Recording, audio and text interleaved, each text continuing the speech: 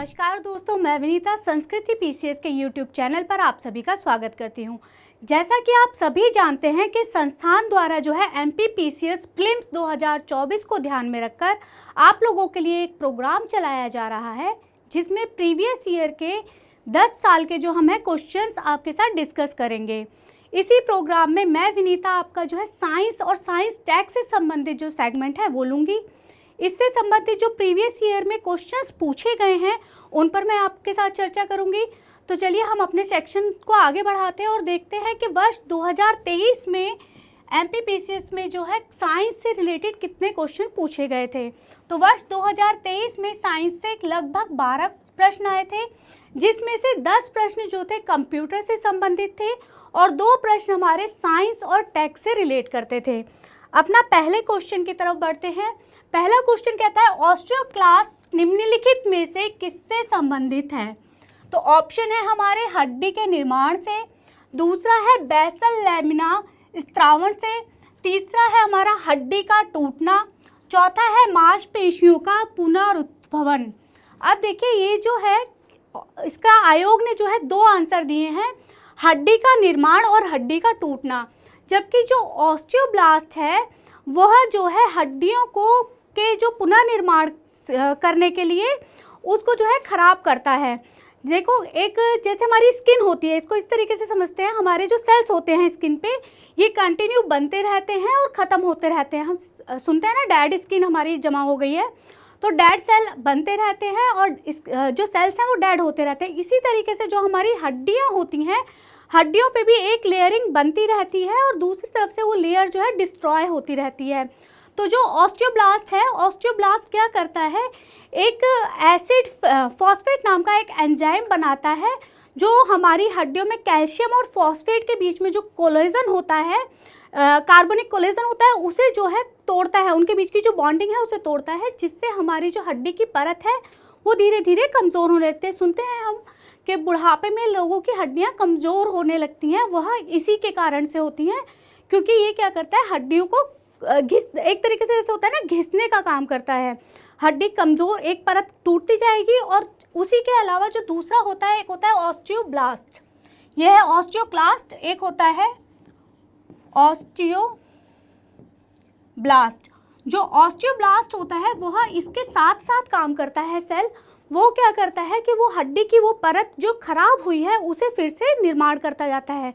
जैसे जब किसी की हड्डी टूट जाती है तो वहाँ पर भी जो है ऑस्टियोब्लास्ट जो है हड्डी का वहाँ पर निर्माण करता है। अगले क्वेश्चन की तरफ बढ़ते हैं। अगला क्वेश्चन देखते हैं। अगला क्वेश्चन है हमारी साइबर सुरक्षा में एक फायरवॉल का क्या उद्देश्य है। तो ऑप्शन हमारे को दिए हैं, एक नेटवर्क को अबाधित पहुँच की अनुमति देता है। देखो एक चीज़ समझते हैं कि फायरवॉल होता क्या है। जैसा नाम से आपको पता चल रहा है कि वॉल मीन्स एक दीवार। जिस तरीके से हमारा पूरा घर की हम बाउंड्री करते हैं या एक गेट लगाते हैं, उसमें होता क्या है कि किसी भी बाहर से जो कोई आक्रमण करे हमारे घर के अंदर, उससे हमें वो बाउंड्री जो है वो सेव करती है। जो गेट हम लगाते हैं वो सेव करता है। तो इसी तरीके से जो यहाँ पर हम फायरवॉल की बात कर रहे हैं, ये फायरवॉल क्या करती है, एक बाउंड्री की तरह काम करती है। जो बाहर से हैकर्स हैं या बाहर से जो भी साइबर क्राइम करने के लिए, हमारी वेबसाइट्स को हैक करने के लिए, हमारा डेटा चुराने के लिए अंदर एंट्री ना लें, उनको ये रोकती है। तो दूसरा ऑप्शन देखिए, एक नेटवर्क की अबाधिकृत पहुंच को अवरुद्ध करना, एक नेटवर्क के डाटा का बैंक अप तैयार करना, दूसरा है उपरोक्त में से कोई नहीं। तो यहाँ पे जो आंसर होगा वो हमारा होगा बी। नेक्स्ट क्वेश्चन की तरफ बढ़ते हैं। फ्लिपकार्ट, अलीबाबा, अमेजन किसके उदाहरण हैं। C2B, C2C, B2C या B2B। देखो यहाँ पे हमने B2B है क्या और B2C है क्या। B का मतलब है यहाँ पे बिजनेसमैन, जो एक इंसान है वो बिजनेस जो कर रहा है वह होता है B। और C का मतलब यहाँ पर होता है जो कंज्यूमर्स होते हैं या जो कस्टमर्स होते हैं। तो जो फ्लिपकार्ट और अलीबाबा है ये क्या करते हैं, एक बिजनेस, इस पे क्या होता है कि जो बिजनेसमैन होते हैं वो अपना प्रोडक्ट बेचते हैं और जो कंज्यूमर्स होते हैं वो उसे खरीदते हैं। तो इसका जो आंसर होगा वो होगा B2C। नेक्स्ट क्वेश्चन को देखते हैं हम। नेक्स्ट क्वेश्चन हमारा कहता है निम्नलिखित में से कौन सा जो है साइबर हमले का एक उदाहरण है जिसमें उपयोगकर्ता को संवेदनशील सूचना को जाहिर करने के लिए छल करना शामिल है। तो इसमें जो हमारा फिशिंग हमला है, फिशिंग हमला इसका आंसर होगा।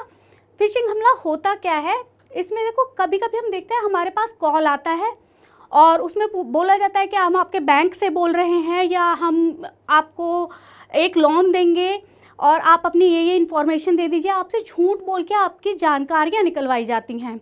तो वो होता है हमारा फिशिंग हमला, जिसके लिए हमारी गवर्नमेंट भी आपको बीच बीच में मैसेजेस या विज्ञापन के थ्रू आपको ये बताती है कि आपको अपना जो निजी जानकारी है, आपको अपने कार्ड का पिन नंबर या फिर आपके पास जो OTP आता है वो किसी के साथ साझा ना करें। तो ये हमारा आता है फिशिंग हमले के अंतर्गत। दूसरा यहाँ पे एक ऑप्शन है डॉस हमला। डॉस हमले में क्या होता है, ये जो है आपके सिस्टम पे अटैक करता है। ये जो डॉस हमले में आपका सिस्टम जो है ख़राब हो जाता है, सिस्टम वर्क करना बंद कर देता है। तीसरा है आपका SQL इंजेक्शन हमला। इसमें क्या होता है, जैसे हम देखते हैं कहीं पे भी कोई किसी का फ़ोन ख़राब हो गया तो उसका जो बैकअप निकाला जाता है फ़ोन का वो इसी SQL से निकाला जाता है। यहाँ पे एक SQL कोड देना पड़ता है, तो इस SQL कोड देना पड़ता है जिसकी वजह से हमारा जो है इसे SQL इंजेक्शन हमला कहा जाता है। नेक्स्ट क्वेश्चन की तरफ बढ़ते हैं। नेक्स्ट क्वेश्चन देखते हैं। पांचवा क्वेश्चन हमारा कहता है ई कॉमर्स निम्नलिखित में से कौन सा लाभ है। ई कॉमर्स का लाभ क्या है। पहला ऑप्शन है 24/7 आवर जो है कार्य करने की क्षमता। आप देखेंगे कि अब पहले क्या होता था, जब आप लोग छोटे थे तो उस टाइम पे क्या था कि आपको अगर रात को कोई चीज़ सामान चाहिए तो रात को 10 या 11 बजे मैक्सिमम शॉप्स बंद हो जाती थी, आपको मार्केट में कुछ भी नहीं मिलता था। बट अब क्या है, ऑनलाइन जो हमारी फैसिलिटी मिली है उससे हम 24/7 आवर्स किसी भी टाइम अपना कोई भी सामान हम मंगा सकते हैं, ऑर्डर प्लेस करते हैं और विद इन 1 आवर्स, अब तो ऐसी साइट्स चल गई हैं जो विद इन फ्यू मिनट्स हमें जो है घर पर सामान डिलीवर कर देते हैं। तो ये ऑप्शन हमारा सही होगा। दूसरा है सीमित पहुंच। क्या ऐसा है कि हम जो भी सामान ऑर्डर करेंगे वो हमारे आसपास की शॉप्स पे ही मिले? जी नहीं, हम ऑनलाइन बैठे बैठे, यहाँ से बैठे बैठे जो है आउट ऑफ इंडिया से भी सामान खरीद सकते हैं, या दिल्ली में बैठे बैठे हम गुजरात से सामान खरीद सकते हैं। तो ये ऑप्शन हमारा जो है गलत हो जाएगा। दूसरा है खरीदारी के अनुभव को व्यक्तिपरक करने की अक्षमता। क्या हम अपनी जो भी हमने सामान खरीदा, जो भी उसका फीडबैक है वो हम नहीं दे पाते? ऑनलाइन में ऐसा कुछ भी नहीं है, आप वहाँ पे कमेंट करके अपना फीडबैक दे सकते हैं कि ये सामान, इस सामान में ये क्वालिटी है या ये सामान में ये डिसक्वालिटी है, ये इसमें ये चीज़ ख़राब है, वो सब हम उस पर कमेंट करके दे सकते हैं। ऊंची परिचालन लागतें, ऐसा नहीं है, यहाँ पर जो सामान है थोड़ा रीज़नेबल प्राइस में ही मिलता है, क्योंकि देखो हमारा एक चेन बनती है, जो होलसेलर होता है वो रिटेलर को देगा, फिर वहाँ से हमारे पास सामान आएगा, छोटी छोटी शॉप्स पे आएगा, फिर हमारे पास पहुँचेगा सामान, तो वहाँ पे सबका एक कमीशन बनता जाता है। तो यहाँ पर जो ऑनलाइन होता है इसमें क्या होता है, कभी कभी जो बिजनेसमैन डायरेक्ट अपना सामान बेच रहे होते हैं वहाँ पे आपको बेनिफिट हो जाता है, क्योंकि वो जो बीच के जो कमीशंस हैं वो कट जाते हैं, तो आपको जो लागत है वो सही मिल जाता है, प्राइस सही मिल जाता है। नेक्स्ट क्वेश्चन देखते हैं। निम्नलिखित में से कौन सा एक ई प्रोक्योरमेंट पोर्टल नहीं है। तो MP ऑनलाइन जो है हमारा ई प्रोक्योरमेंट पोर्टल नहीं है, यह एक सिटीजन सेवा पोर्टल है। और बाकी जो हमारे हैं MP टेंडर, जेम, MPLUN, ये तीनों जो हैं हमारे ई प्रोक्योरमेंट पोर्टल हैं। ई प्रोक्योरमेंट पोर्टल क्या होते हैं, ये जो है हमारी ऑनलाइन इंटरनेट के माध्यम से जो है सेवाएं और जो है सामग्री की जो है खरीदना और बेचने का काम करते हैं। तो यहाँ पर इसका आंसर होगा हमारा C। नेक्स्ट क्वेश्चन की तरफ बढ़ते हैं। निम्नलिखित में से कौन सा इंटरनेट कनेक्शन का एक प्रकार है जो टेलीफोन लाइनों का प्रयोग करता है। इसका आंसर होगा DSL। आपने पहले देखा होगा, जब जिन लोगों ने लैंडलाइन यूज़ करा होगा कभी, उन्होंने देखा होगा कि लैंडलाइन के साथ अगर आप इंटरनेट कनेक्शन लेते हैं तो वहाँ पे एक मॉडेम लग जाता था, और वही जो हमारा लैंडलाइन का वायर आ रहा है उसी वायर के थ्रू हम जो है इंटरनेट को यूज़ कर सकते थे। तो वो जो टेक्निक थी वो थी DSL, जिसे हम अगर इसकी फुल फॉर्म देखें तो ये होता है डिजिटल सब्सक्राइबर लाइन। बाकियों में देखिए, बाकी जो है सैटेलाइट्स, केबल्स और फाइबर ऑप्टिक्स, ये जो है केबल का यूज़ नहीं करते हैं, ये अपना अलग सैटेलाइट्स तो अपना अलग से सैटेलाइट्स का यूज़ करते हैं, डिजिटल फाइबर्स का यूज़ करेगा, लैंडलाइन केबल्स का यूज़ नहीं करते, टेलीफोन केबल्स का यूज़ नहीं करते हैं। नेक्स्ट क्वेश्चन देखते हैं। डैश डैश डैश वह प्रक्रिया है जिसके द्वारा रिसीवर संदेश के स्रोत के द्वारा प्रयोग किए गए संकेतों की व्याख्या करता है। इसका जो आंसर होगा वो होगा बी, संकेतन यानी कि डिकोडिंग। अब देखो, कभी कभी हम बैठे हैं कहीं पर और दो बंगाल के लोग या किसी और भाषा में कुछ लोग आपस में बात कर रहे हैं, हमें वो चीज़ें नहीं समझ में आती, हम उसे सुन पाते हैं, ठीक है, और अच्छे से मतलब सुन लेते हैं, उसकी लिस्ट बना सकते हैं कि ये वर्ड्स जो है बार बार बोल रहे हैं, लिस्ट बना पाते हैं, सुन पाते हैं, लेकिन हम उसे समझ नहीं पाते। क्यों नहीं समझ पाते? क्योंकि हम उसकी भाषा को जो है डिकोड नहीं कर पा रहे हैं, उसको समझने के लिए डिकोडिंग नहीं कर पा रहे हैं। जिस तरीके से हमारा कंप्यूटर वर्क करता है, कंप्यूटर भी क्या करता है, किसी भी जो भी हम उसे एक इंफॉर्मेशन देते हैं, पहले उसको एनकोड करता है, फिर बाद में उसे डिकोड करके हमारे को जो है स्क्रीन पे दिखाता है। तो ये चीज़ समझ में आई कि डिकोडिंग करनी ज़रूरी है किसी भी मैसेज को समझने के लिए। नेक्स्ट क्वेश्चन देखते हैं। नेक्स्ट क्वेश्चन हमारा कहता है निम्नलिखित में से कौन सा वेब ब्राउज़र नहीं है। तो देखो, सबसे पहले हमें ये समझना होगा कि वेब ब्राउज़र और सर्च इंजन में क्या फ़र्क होता है, क्योंकि यहाँ पर याहू जो है हमारा वेब ब्राउज़र ना होके सर्च इंजन है। अब अगर हम बात करें इंटरनेट की दुनिया की, तो वो हमारी वर्क करती है www पर। तो ये जो इंटरनेट की पूरी दुनिया है, इसके अंदर जाने के लिए हमें एक गेट पास की ज़रूरत होगी, गेटवे की ज़रूरत होगी। उसके बाद अगर हम उसके अंदर घुस गए तो उसके अंदर हमें सामान ढूंढने के लिए किसी चीज़ की ज़रूरत पड़ेगी, तो वो होता है हमारा सर्च इंजन। और उस दुनिया में अंदर जाने के लिए जिस गेट पास की हमें ज़रूरत है वो है हमारा वेब ब्राउज़र।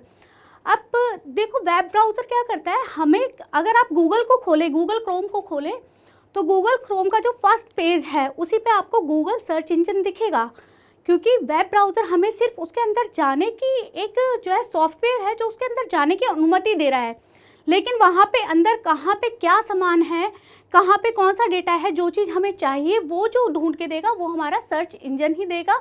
तो याहू जो है सर्च इंजन है, बाकी जो तीनों है इंटरनेट एक्सप्लोरर और मोज़िला फायरफॉक्स और तीसरा गूगल क्रोम, ये तीनों जो हैं हमारे वेब ब्राउज़र हैं।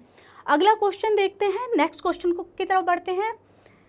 नेक्स्ट क्वेश्चन कहता है दूसरी पीढ़ी के जो कंप्यूटर हैं उनमें कौन सा जो है इलेक्ट्रॉनिक उपकरण का प्रयोग किया गया है। अब यहाँ पे हम देखते हैं पहली पीढ़ी से लेकर 5वीं पीढ़ी तक के कंप्यूटर के बारे में हम आपको बता देते हैं। जो सबसे पहले पीढ़ी के जो कंप्यूटर बने थे उनमें हम लोगों ने जो है वैक्यूम ट्यूब का यूज़ करा था।